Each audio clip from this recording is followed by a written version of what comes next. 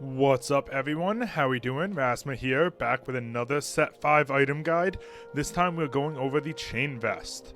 Quick disclaimer before we begin, the units I have listed are not a definitive list, just an overall suggestion. There are plenty of other units, plenty of other 3 costs, 1 and 2 costs, who can utilize these items well. I plan to do more of a comp-based, best in slot guide in a week or two, once the meta starts to shape up and we see how things are feeling. With that out of the way, let's get right into it. So, starting off with the double chain vest item, which is the Bramble Vest. It has 40 base armor in it, and the ability is the same as set 4, where it negates damage from critical hits. On being hit by a basic attack, deal 80, 100, or 150 based on the star level of the unit who's wearing it. Magic damage to all nearby enemies, with a 2.5 second cooldown. What this means is if you're fighting a unit that has high crit damage, they built an IE, they built even a jeweled gauntlet, and you want some tank against it, build a regular Bramble Vest. It negates all the extra damage from a critical hit. It is a fantastic item for that.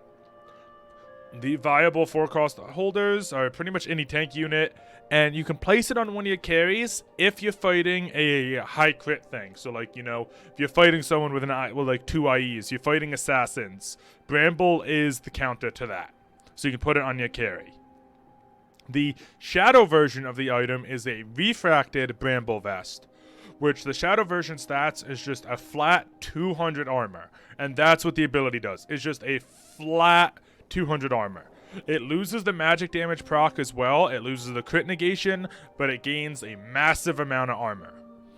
So it's a better pure defense item than Bramble. I haven't done the math, but there's a good chance that it's also just about as good against someone who's just a physical damage dealer using an IE without a Last Whisper. It's probably just as good. But as soon as there's some armor shred, it definitely falls behind the regular Bramble against an IE Draven or an IE Aphelios. But overall, it's a very, very good, just straight defensive item. It gives you a lot of stats for just 2 chain vests.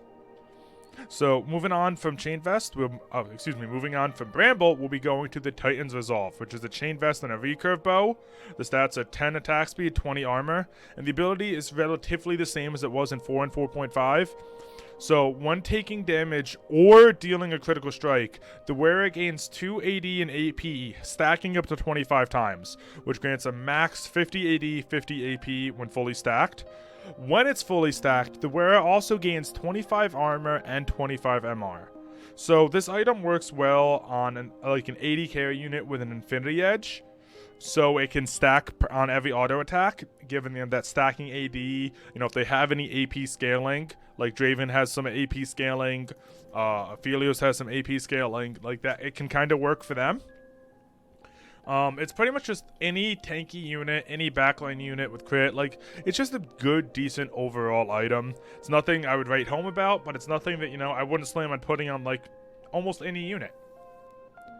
The shadow version is the Titan's Revenge, has the same stats, but the ability is completely different. I forgot to edit this, but it's every 3 seconds, the wearer's next attack deals 25% of the total damage the wearer has taken since the last empowered attack as true damage. Stacking damage when the wearer is hit, huge nuke attack every 4 seconds. What that means, pretty much, is when the unit who's holding this takes damage, they gain equal amount of true damage on their next attack every 3 seconds. So if my unit took 500 damage, they will deal 500 more they will deal 25% of that, which would be 125. I don't know why I chose such a weird number. Damage on their next attack, but that can only proc once every 3 seconds. Now, I just said if they took 500, they would deal 125. The difference about this is it doesn't state it, but from my playtesting, this damage stack is done on pre-mitigation damage.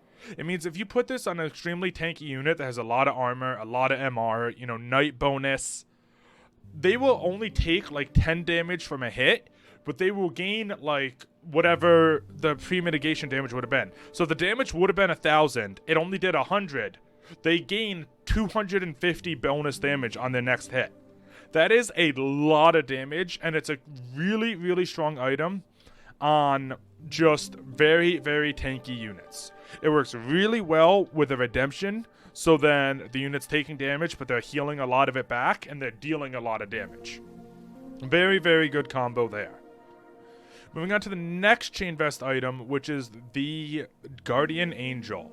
Guardian Angel is exactly the same as it was in set 4. It has 10 AD, 20 armor. On first death, you resurrect back to 400 HP after 3 seconds. Very, very good. Any of your carries, you know, you want an oh crap, they died because they got CC'd, or they got one shot by an assassin. This can bring them back. Very just good overall item. The shadow version of the item does change it up a little bit. It's called the Fallen Guardian Angel. It has 10 AD, 20 armor, and the shadow version, on first death, you resurrect back to 80% max health. So instead of just 400 HP that the regular one gives, it goes up to 80% of the unit's max health, which is a lot. But they get a 50% reduced attack speed nerf after they come back. So it's good on, it's like more of a utility-based Guardian Angel. The original one is just like bring your carry back, keep doing massive amounts of damage. This one is bring a unit back, maybe let them get out another big CC or something like that. I think Morgana is probably one of the best holders of this item because she ults, stuns everyone around her. The stun animation keeps going while she's in GA. Then she'll come back up and probably get another full ult off before dying. Otherwise, it's very good on just tanky units, like a more utility-based unit. Kale is really the only exception here, and the reason I have Kale and Teemo in here is, for those that don't know, let's start with Teemo. Teemo, if he ends up in a 1v1 versus any unit, he instantly wins. Doesn't matter. That's one of Teemo's abilities is he instantly wins any 1v1. So if he just comes back, it doesn't matter if he has 50% reduced attack speed. If he ends up in a 1v1 situation, he instantly wins the fight. Well, Kale, because Kale's biggest thing is scaling her to get to the 5 ascension levels, once she gets that 5th ascension, yeah, she'll be attacking a lot slower, but they will still do so much damage that most of the time it's worth it on Kale. Alright, now we'll move over to the next item, which is the Gargoyle Stoneplate. You have a Chain Vest and a Negatron Cloak, which makes a Gargoyle. It gives 20 armor and 20 magic resist. And the ability is the holder gains 18 armor and 18 MR for each enemy targeting them. What this means is if you can like put this on like a solo frontline tank, it's probably the best way to use it. It gives a lot of stats. If 5 units target them, that gives 90 armor and AD. Plus the base in there, that's 100 extra armor and AD. It's actually very strong. Now, if you're not running like a solo tank, or, you know, you can't really get them to focus that unit too easily, then it's probably not that great, but it's still just relatively good stats. So I'd still think like this is a decent item. I really like it on Morgana, because a lot of times when you run Morgana, you run her as like a solo frontline, and it's really good. The shadow version of the item is the Gargoyle Stoneplate of Immortality. Same base stats, 20 armor, 20 MR, but the ability is completely different. Instead of gaining the extra armor and magic resist for each enemy targeting them, the holder of the item heals themselves for 45 health every 2 seconds for each unit targeting them. So 2 units targeting you, you're healing 90 health every 2 seconds. Pretty good item. I haven't used it as much recently because it did take a nerf. It used to be 70 health, which was broken, which is why they nerfed it. But overall, I still think it's a pretty decent item. It's nothing really to write home about unless you know you're going to play like a solo frontline, massive amount of backline kind of comp. Which in that case, popping this on it, popping a stone plate on it together, like using both of these together, would be very, very strong. Alright, so let's move on to the next item, which is the Locket of the Iron Solari, which builds out of a chain vest and an unusually large rod. You gain 20 armor, 10 AP, and the ability is the same as it was in set 4. At combat start, the wearer and allies within 2 hexes on either side, also only adjacent allies, 5 units total, gain a shield that blocks 300, 350, or 400 damage based on the wearer's star level for 8 seconds. Straight defensive item. You throw it on a front line, get 5 shields on the front line. You throw it on the back line, get 5 shields on the back line. Very, just overall decent item. Good for defense. Nothing to write home about. Not bad. There's no comps so far that I've found that can, like, abuse this. Like, you know, the Spirit Sins or the Spirit Sharps did. But it's still early. We'll see what happens. The shadow version of the item is the Locket of the Silver Lunari. It gives the same stats, but completely different ability. At the start of combat, the wearer and allies within 2 hexes are on the side. Same with 5 units total, still affects 5 units in a line. But they gain 60 armor and 60 magic resistance, but also generate 5 less mana per auto attack. So overall, this item grants 300 armor, 300 magic resist overall throughout the entire line, but they gain 5 less mana per auto attack. This is, I think, a completely overpowered item if you're playing a heavy frontline comp. If you're frontlining 5 different units, it's fantastic. The only downside to it is the 5 less mana per auto attack, but melee units get the majority of their mana from taking damage anyway, from being hit. So the downside isn't even that big of a downside. Maybe they get their ult out 1 auto later than they normally would.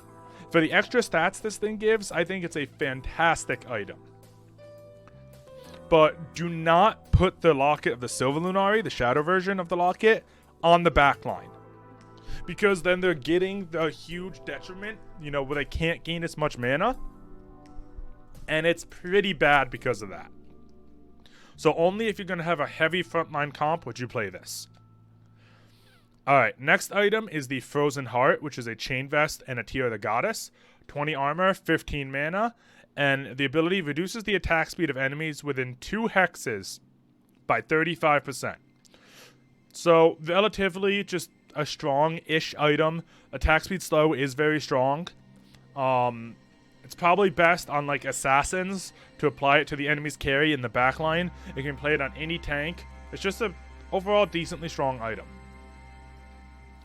The shadow version is the Frozen Dark Heart. It uses the same stats, 20 armor, 15 mana.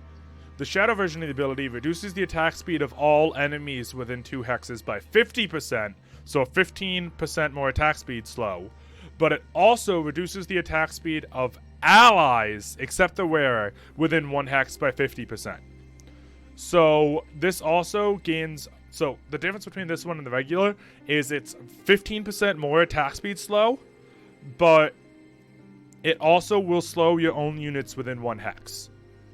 The way to pretty much combat this is only play this on like an assassin who you really want to just put it on an assassin, put it near the enemy carry, boom, you're good.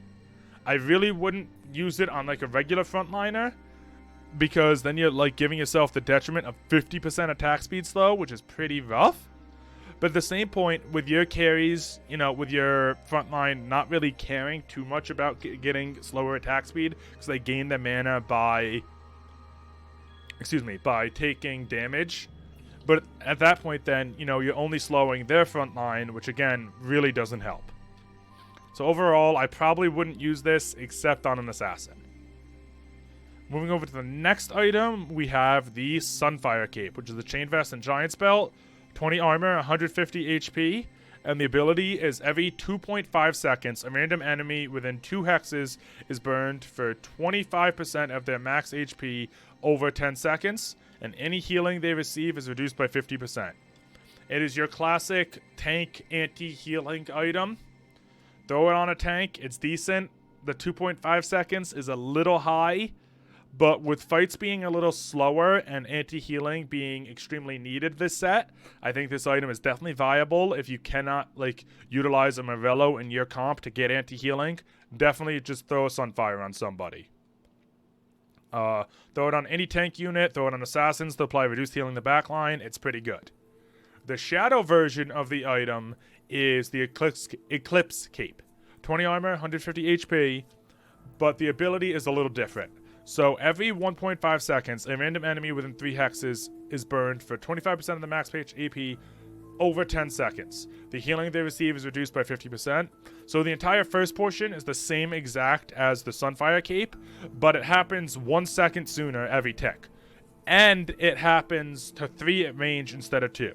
So it applies more often. It applies to, can hit people farther away. Pretty good ability. The negative on it is the wearer is also burnt for 4% of their max HP every second, and has 50% reduced healing received as well. The detriment is pretty big. To just apply a burn to your own unit and have the reduced healing is pretty bad.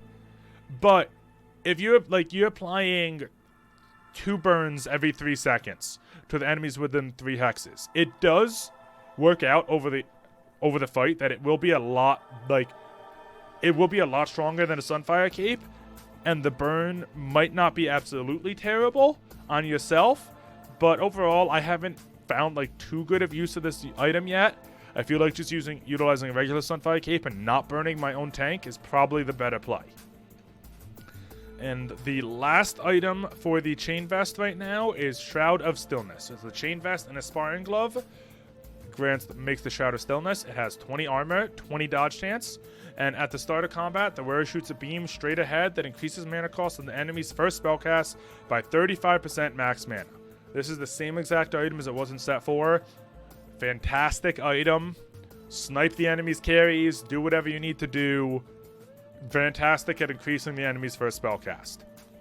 The shadow version of the item, same stats. At the start of combat, the wearer shoots a beam straight ahead and straight behind that increases the mana cost of all units hit by 65% max mana. I put all units hit in caps here because this can hit your own units.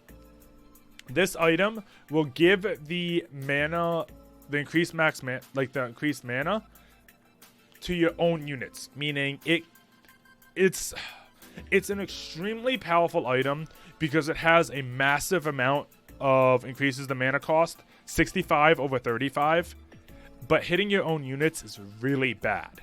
So if you're a positioning god or you have a unit that you don't really care about being hit by it, like somehow you're playing like a Vayne carry, and you can position it to hit the entire enemy clump and not really hit anything you care about, then it is a fantastic item. But you need to be a positioning god. And I really think a lot of players would just hurt themselves more than help themselves with this item. So I would probably say do not build it unless you know what you're doing. Otherwise, that sums up all the items for Chain Vest. I hope you guys found this video helpful. If you did, don't forget to like, subscribe, and follow me on Twitch. I stream Monday through Saturday, 12 p.m.